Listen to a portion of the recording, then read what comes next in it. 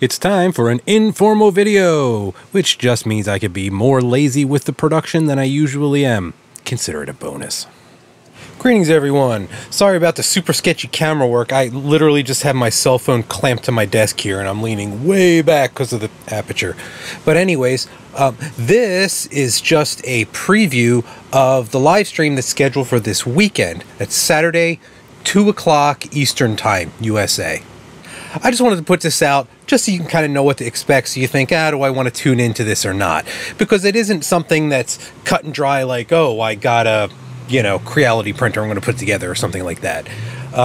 This is a custom DIY printer build, as I explained in the question and answer video, where I was just focused on kind of price per dollar, really, and seeing which parts, if you spend a couple extra bucks, give you significant changes in print quality, and which ones just really aren't worth the price that you pay.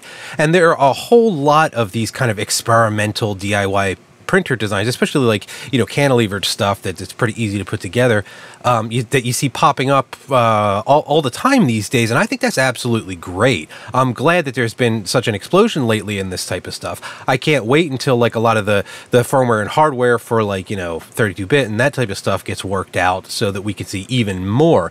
It's great to see the community experimenting in this way, so I just wanted to do this as a project and a live stream and a question and answer to kind of give my spin on the things and throw some other ideas out there that other people could pick up on and use or improve or things like that. So yeah, not trying to build the ultimate printer here by any stretch of the imagination, just trying to try some wacky features, look at the the boundaries, the limitations of like a cantilever design, try a couple different construction methods that may or may not improve that, and slap some experimental features on there, mess around with it. Because you just don't know until you try. So it's a fairly simple printer, fairly simple part with some tricks, and I'll go over all of that stuff in the live video. Now my original intention was to build it live and then run through some test prints, and then I thought, well, that's kind of silly because you're not going to get a whole lot out of that, and it's boring to just watch somebody put something together.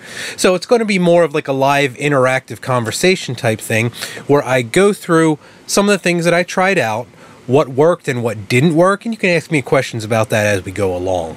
And we can hit on firmware and hardware and all that nonsense. So hopefully some people actually show up to the stream so we can have a decent conversation. If not, it'll be an interesting masterclass with 2 or 3 people, but that's okay too. I'm also going to do some test prints and change some settings in the firmware on the fly and take suggestions from you all if there's something that you want me to try out. Because that's something I've noticed with a lot of these, printer evaluation live stream type things, is where you just grab the default pre-sliced G-code that's on the SD card that comes with it, or slice something with the stock settings and, print that out. Because a lot of those are like 0.1, 0.15 layer heights and, to 20 millimeters a second perimeters and 800, 400 acceleration or something like that, like this pre-sliced Marvin keychain. I mean, I'm not trying to be a dick or throw shade or anything like that, but an extruder on a cardboard box would look fine that slow. So, yeah, I thought it'd be more useful to toggle on and off features, compare prints, and that sort of thing.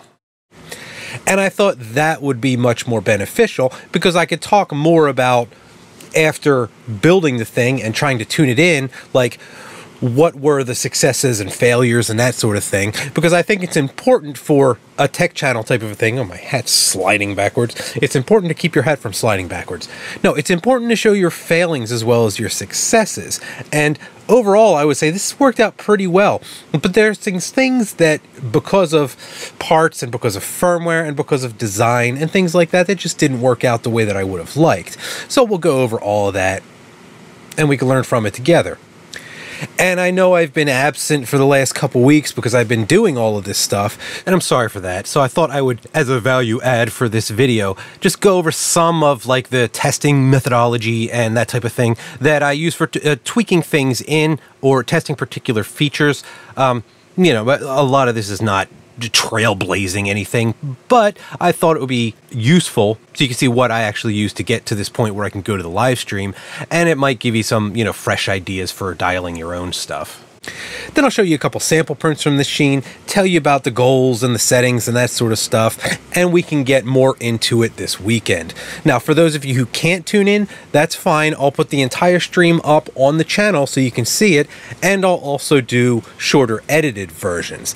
Now, one of the reasons that I haven't done a whole lot of stuff leading up to this printer build, in addition to doing all this nonsense, is because after the stream, when I have everything together, I'm going to go over all of the features that I tried and all of the different hardware that I tried in detail, break that out into separate pre-recorded videos where I can actually, you know, put some thought into the matter and show you along the way how each of those parts contributed to either, you know, the prints being better, the prints being worse, the performance being better, the performance being worse, that sort of thing. Because I thought that would be very helpful to do a really detailed breakdown afterwards. So that way you get to see the development phase, the testing, the post-mortem tweaking, and then a breakdown of all the parts. Over the next couple weeks, that's primarily what I'm going to be covering every, you know, couple days, or as fast as I can get these recorded and put out. It really depends. I'll be covering just that, like going through all the different features, talking about what happened. On to the next video. All right. Let's get into this a little bit. So if you recall, this project was kind of inspired by these cheap linear rails, and I wanted to see what I could do with them in a cheap build. But I did have some problems with them. As we know from the video that I put out, they have some substandard machining. The tolerance on the bearings is not great. They had a lot of play in there, and the lubrication was pretty terrible. So those are all things that I'll walk through in the stream, but I was able to get them to work within reason. And that's one of those success/failure things, because, hey, it would have been great if they were perfect out of the box, but obviously they weren't, and I wasn't expecting them to be for as little as they cost. So that way I get to work with them, see what use cases are good, what use cases are not so good, and what some workarounds might be. One of the other things I really wanted to try was this belted extruder. Now, I know it looks a little rough, but it is a prototype, and that's actually working pretty well. And the more keen-eyed of you may have noticed in the last picture that the bed doesn't have any adjustment screws, because I wanted to mess around with a carbon fiber reinforced bed that stood on its own. Another interesting idea, but one that did have some caveats that I will get to. Then there's the belt kinematics that I like to use. If you look here, you see part of the belt is holding still and part of it's moving. What is this sorcery? And then the final big thing was just using plain old 8-bit ramps mega combo and seeing what we can still milk out of it these days, and how many modern features we could toggle on and see how they worked. Because even though 32-bit has come way down in price lately, and you can get something like, you know, a rearm or rearm clone for about the price of a Mega these days, there's still a lot of 8-bit hardware floating around there, and I thought it would be cool to see what we could do with it exactly, and which of these modern features work with it, which don't, etc., etc. And particularly just dealing with the new version of Marlin. In the future, I do plan on working with like Clipper, which basically can take your 8-bit board and basically just use it to spit out pulses to your steppers and then do all the hard work on like a regular processor. But for right now, I figured, hey, let's see how far we can push Marlin and see how many modern features we can shoehorn in before the, you know, 8-bit processor chokes. So S-curve acceleration, linear advance, junction deviation, adaptive smoothing, auto leveling, and SPI plus UART trinamic control. So let me show you a series of prints from like the first couple prints to the last few prints, and I'll show you the progress there. So here's how it ended up. This was one of the first prints. You can see there's a bit of ringing here, which I wasn't happy with. This is before I tuned anything in, but the dimensions were good and the ringing wasn't actually horrible. It's just something that I thought could probably be dialed out pretty well. So I made a customized test that let me dial in the junction deviation and linear advance until I was happy with the results. Then I moved on to this larger version that let me test the acceleration and the top speed a little bit more to try to dial that in and see where the sweet spot for the printer was. And then finally did just some basic tests like overhang to test the cooling. It was good up to about like 65 degrees overhang or so. And then just things like a regular benchy. Because that's the rules, you have to print a benchy. But I had fun with it and I wanted to see how good a benchy I could print in under half hour. Then I moved on to some more ambitious things like the 75% Adalinda, and this was printed with no supports, so I think this came out pretty well for that. I wanted to test the accuracy as well as the cooling. As you can see, there's still some artifacts that I had to tune out of that. From there, I was confident to move on to some really crazy things like this wacky vase from Thingiverse, which turned out absolutely beautifully, and this was a high-speed print as well. And something like this Latticework skull, which is great for testing your retraction settings, and this is probably like 95% of the way to a perfect FDM print, so I was very happy with the way that this turned out. Especially since I just dialed the max speeds up to 11 and then used the S-curve acceleration and the jerk and linear advance to kind of like, you know, tune in how it turned out. And believe me, there was some brrr going on in some of these parts, if you know what I mean. You have to have a target for what you're going to tune, what you think is like your reasonable, normal, or optimal speed. So I just took these standard Prusa settings for their optimal prints, and then I multiplied them by 2, and I made that my target, and then tried to tune the printer around trying to get that to look as good as the settings at half that speed. I figured twice the industry standard is a pretty good thing to shoot for. So that brings us to testing, because certain features just had to be kind of toggled on and dealt with, and others had to be calibrated. An example in the configuration.h file is S-curve acceleration just has to be turned on, whereas junction deviation, that you have to tune by hand. And I have videos on junction deviation planned in the future. Here's a quick example from John, I think he goes by the handle John Wanamaker, on the reprep.org forums, just kind of showing how that affects the transition speed around corners and that type of thing. Then there are other features like linear advance, which also has to be tuned, and then adaptive step smoothing, which is, you know, just a toggle on or off type deal. And most of you know you have to mess around with trinamic settings to get the best results, although they have adopted some settings that are automagical, and I'll talk about those in the live stream in Marlin these days that are pretty good. They use some of the settings that I kind of found as being optimal across some of my machines, so I'm very happy that they made those changes. But again, we have failures and successes to talk about in that stream. So linear advance, the consensus seems to be that it doesn't work with trinamic drivers, but I did get it to work with a few tweaks that I'll get into. But then as far as failures, there's like features like S-curve acceleration, which I couldn't quite get working with Stealth Chop at reasonable velocities, as well as like hybrid mode toggling between stealth and spread cycle. That seems to be a little bit borked for some reason when using some of the advanced features, and we'll talk about all that as well. Now, I usually use TMC 2208s because I kind of dig them. They have a little bit of extra torque and whatnot, but I wanted to do sensorless homing, and that's not a feature that's available with these. So I went with TMC 2130s for the X and Y axis and 2208s for the extruder and the Z screw. Now, these are all real-time software controlled, SPI for the 2130s and UART for the 2208s.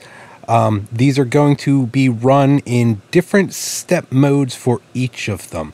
I did not use Stealth Chop or hybrid mode on these for reasons that I'll let you know in the live stream.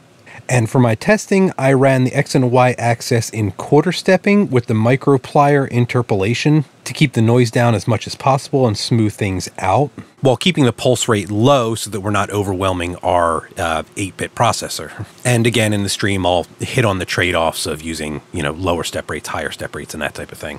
And then obviously stall detection for the sensorless homing and spread cycle mode. Although you can switch off to Stealth Chop with certain caveats. Again, I'll get to that in the stream. But now let's look at the testing models, and that'll give you a little bit more of an idea of what I'm looking for here. This is a test model that I made in just, you know, generic CAD software. And what it does is it runs through a bunch of different shapes and movements so that I can see the behavior in certain areas.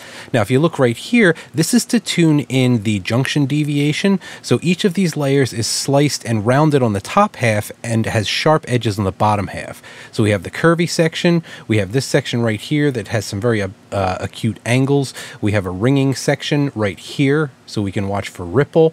And then we have these various shapes on the corners so that I can look at that versus other prints very easily and see the sharpness or blobbiness of the corners. And then each of these layers is a division of the layer height so that I can make these in multiples of 10 and then have a dividing line and make changes for each of the layers as we go along.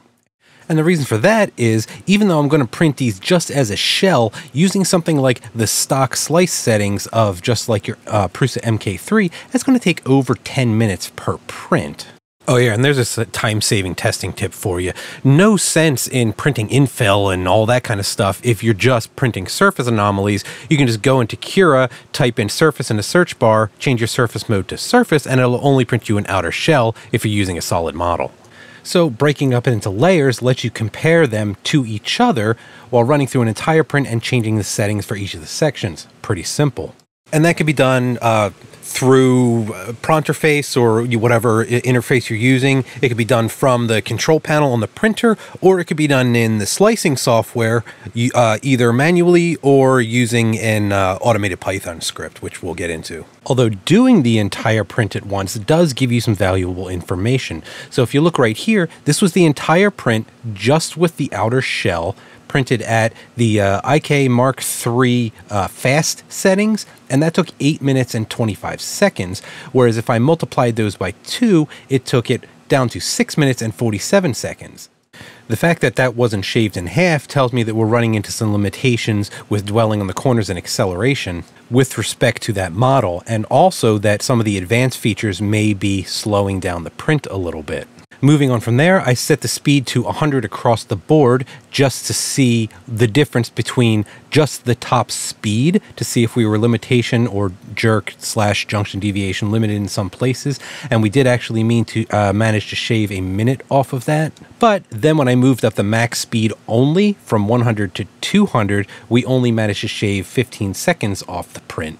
So going up that fast isn't really helping us very much at all without changing the other settings.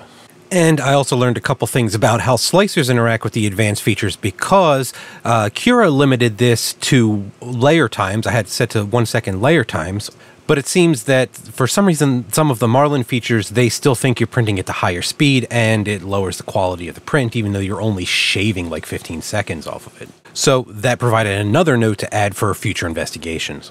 So let's get into making some custom tests for our particular model. I used Ultimaker Cura for this because I wanted to take advantage of the Python scripting that's built into it, specifically a plugin called Change at Z, which some of you may have heard of. What it allows you to do is make certain changes at certain either heights as far as linear measurements on your print or at particular layers. And a plugin called Pause at Height, which just, well, pauses at a particular height, so you can then go ahead and make changes. So if you pause it at each of those layer gradations in your model, then you can manually change whatever you want, and then that'll carry on through the rest of the print. So you can access those up in the top here, and then you just go to Change at Z, and there are various things you can do. Now, unfortunately, we're limited to a certain number of parameters that we can change in this particular plugin. So 24, and then you can change the print speed, you can change the flow rate, you can change the fan speed to test your cooling and all those types of things. So you may have to script something up yourself if you can't find a test that you want, such as this script, which I did, that changes your acceleration at a particular layer. And all it does is it keeps track of the layer that you're on, it iterates through a list, and then when you get to a particular layer, it prints out a line of G-code. And I based this off of the Show Layer plugin, which just prints the layer number out on the screen. And instead, I made it so that you can change the acceleration from layer to layer. And you can really do that with any G-code that you want to insert. So once you have all that programmed, go ahead and look at your model after you slice it, and then see what your expectations are for the way it's going to turn out. Because again, this is FDM 3D printing. You're not going to come out with perfectly razor sharp corners, so you have to know what you're going to be looking for. So for example, going from this to this. Now again, all the other parameters that are relevant are just using the profile that I made, which was Prusa i3 Mark III times 2 for everything. And this is what we're going to use to tune in our junction deviation, because we want to see a nice sharp edge where it's supposed to be sharp, and we can easily contrast that back and forth alternately at different settings with the more rounded edge.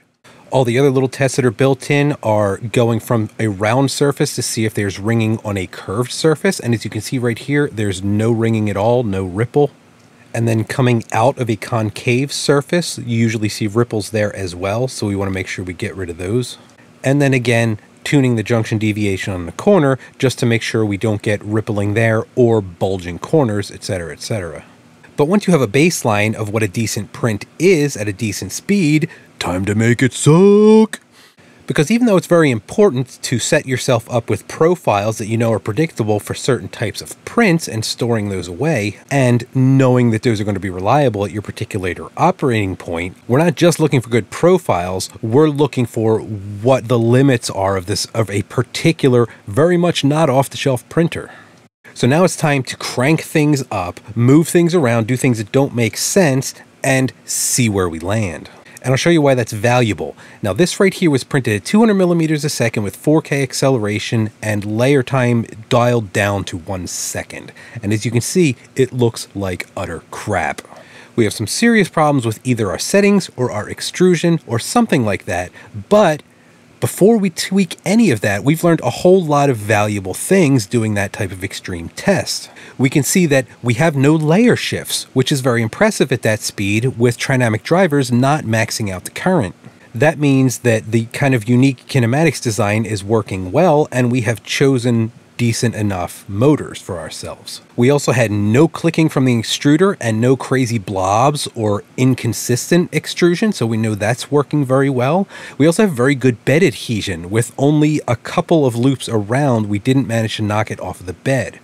Although I did hear the nozzle clicking against the model a little bit when moving, because I have those settings very fast. It's like 6K acceleration and 250 millimeters a second travel speed. So those are the types of things that you can attribute to like a cantilevered printer or something like that. And it lets you know that even at those extreme speeds, you're not having enough deflection of the cantilevered arm to knock the print off the bed. And it also tells you that there's room for improvement with stiffening up the arm. We also don't have any moire patterns or other types of anomalies and very low ringing still. So yeah, the print looks like garbage, but we learned a whole lot from this ugly failed print. But let's look at the elephant in the room with this, i.e. the gaps.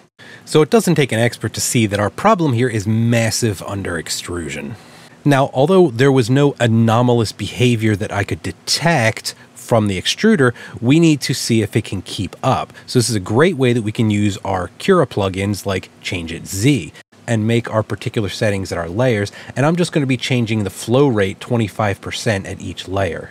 And then hang out for the 5 minutes or so that it takes to print this out, listen for anything wacky going on with the extruder or the printer, and then see what the thing looks like. And again, you could do the same thing manually with pause at height. It's just every layer change you have to go over to your printer or your, pronter face or whatever and make those changes yourself. So after the print is done, you can see that it started out absolutely horrible. Then as we changed the flow rate or the extrusion multiplier, it got better and better as we go along. We were actually over extruding a bit on the last layer. So that tells me that somewhere around 175% at that maximum speed of 200 millimeters a second works out pretty well, because this section looks pretty good, but there is some unevenness in terms of the layers in the XY direction. So that also says, hey, we have to either work on stiffening that up, or we're not having good enough adhesion because of quick enough cooling. We might be printing too hot or exceeding the cooling capabilities of our cooling system. So plug those back into your slicer and print the entire thing that way and see how it looks. Now what we learned here is, even though this is not a perfect print by any stretch of the imagination, we do know that our extruder can hang. We're just have a non-linear rate that we need to increase the extrusion as we go along. We also learned that we can double the software feed rate and the extruder can still keep up.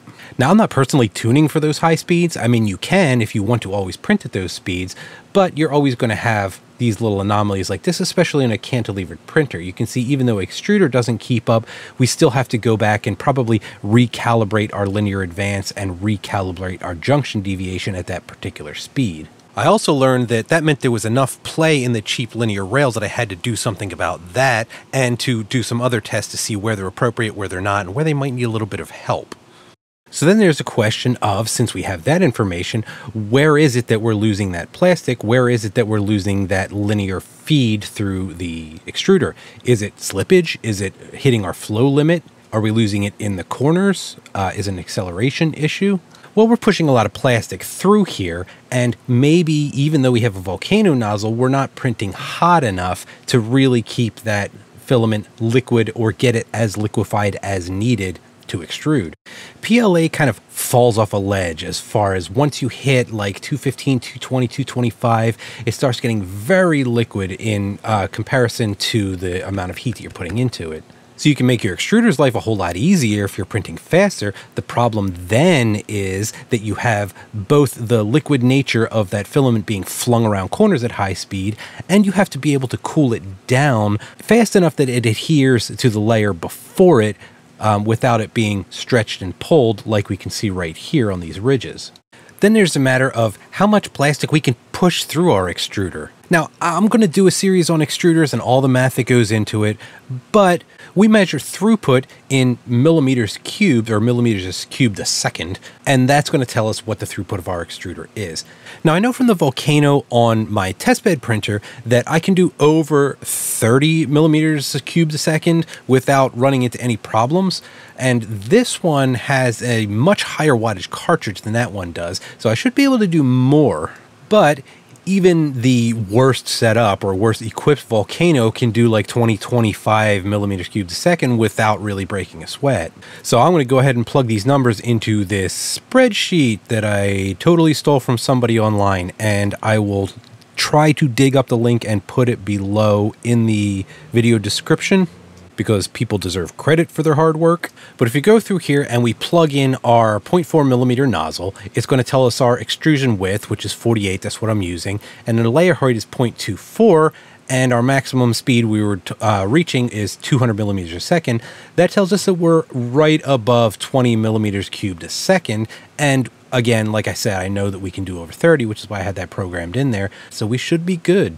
So our cooling is good, our throughput is good, our torque is good. We know we have to tune some of that in, but what does that leave left? Well, the sum of all the little things. As in the cumulative volumetric effect of the variation dynameter on a filament, the teeth of your feeder gear digging in more when you're working in high-speed, high-torque conditions than not is a non-linear function. We lose a little bit of a dwell around the corners. We're going to lose a little bit of it to acceleration and those types of things. We might be oozing away a little bit on retractions and not recovering as much of that filament, and all those little tiny things add up, especially when we're talking about printing literally 3.5 or 4 times faster. So this is where rant mode comes in. Now, since I've dealt with, printing at high speeds before, you've heard me rant in the past about wanting sub-ambient cooling so that we can get the layers cooled and adhered before they get pulled off by the movement of the extruder. You've heard me complain about wanting closed loop compensation so that we don't have to worry about those non-linearities in our extrusion. And you've heard me complaining about a more nimble hot end so that we can deal with those values as well as our speed and our movements are different, being able to respond more directly and quickly to what the temperature needs to be in order to get better prints, better corners, etc., etc. And those are all projects that I'm very interested in working on and will be tinkering with in the future. But in the present, right now, with this printer, we don't have anything. So the simplest solution would be something like fiddly firmware hacks or slicer hacks. It could be done in a slicer. But as far as I can tell in the firmware, there's nothing anything like what we need here. And what really pushes my buttons is when you come to something like this and people are like, well, just print slower and you'll have better print quality. Which is true, but a very defeatist attitude. And as long as we're willing to settle for that, that's the kind of stuff we're going to keep getting. So, for example, I have seen this skull lattice pencil holder that I printed earlier come out just as well or better on other printers, but the last video I watched for printing this skull was on an ANET printer with 400 for the acceleration values and a very low top speed. Now, that comes out to like a 4-hour print. This was done in not even an hour and a half. And could be done a lot faster if the industry at large were on the ball about that sort of thing. So I don't have any immediate solutions, but here's a proposal. If somebody wants to beat me to it, fine. Otherwise, I'll tinker with it when I get a moment. Ha ha ha. Spare time, in quotes. But anyway, let's talk about good old Marlin. Now, we don't have this type of automatic compensation, although there is something similar in RepRap firmware and something maybe coming in Clipper. But we do have both the mechanisms for adjusting the temperature and mechanisms for adjusting the flow rate on the fly, but only with a filament sensor. So my thought is repurposing that existing code into something that'll let us at least put some kind of variable coefficient in that'll compensate until we get into like closed loop control and things like that. An example would be if we're talking about our flow and we're talking about our speed, then let's take that coefficient and then something as simple as flow equals speed raised to our coefficient, right? I don't think it'd be that simple. This is just kind of an example to show you how you can repurpose variables that are already there. That'll let us make the function a little bit more nonlinear. So if we go ahead and change that exponential, we see right here, we just get a simple curve. Now, I don't think it will be as simple a curve fit as just an exponential. It may be a low order polynomial or something like that, but it seems to be possible. So maybe I'll try hacking that in there sometime in the near future, which is not just an extreme speed feature, but also something that would help us even out the flow rate just on regular prints as well as temperature. And Cura has some features somewhat similar. They don't really do this, but you have like print thin lines faster and that type of thing. So it might also be able to cobble together a Python script that just varies your flow rate multiplier by your speed, and you could kind of tweak that in for your particular printer and the speed that you're using or something like that. Because even tinkering around with the Cura script, it didn't bring us from this to this, but it did bring us to this. And that's not something I would hang on a wall in a gallery, but for rapid prototyping, it'd be pretty nice to be able to hit those speeds without having to mess around with it like that. But for the meantime, I'll just make different slicer settings for different speeds and save those for a rainy day. And that's all just to say that these are the kind of things that come up when you're going out there and making these custom designs and doing some rigorous testing, just so you can see what shakes out and what can be improved in the future, simply or in a more complex matter, and that type of thing. My neighbors have started blasting Black Sabbath at maximum volume, so it's time for me to wrap this video up. Hope to catch you on a live stream, and if I don't, we'll catch you in the videos that follow. And until the next one, get out there and make something awesome.